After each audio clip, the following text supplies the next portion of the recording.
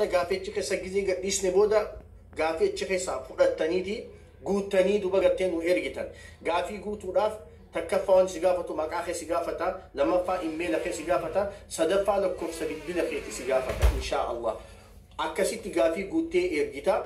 Gaafiin itti aanu gaafiin marsaan sadaffaa birrii kuma 20. Allahu akbar. Inshaa Allah birrii kuma 20 gaafii marsaa sadaffaa tana namni dhiheessuudhaan rispoonsara nuuf ta'e عالم خينيا شيخ خينيا دائي خينيا أستاذ خينيا وبليس خيا أنا فكا رنفتي صاحب خيا قرصا خيا أستاذ سفير إدريس إساتو رسپونسر نوتي غافي ديه سودان إن شاء الله بدازا ديه سودان نمني رسپونسر نوتيه وبليس خيا صاحب خيا يا مستر غواردنيا خجان إنسان إن شاء الله شافي عبد الله إساتو بدازا ديري كما دمي إن شاء الله رسپونسر نوتيه جدي لمن كوني وبلين كيا ورين ركو في بلو وجدا بس إن شاء الله.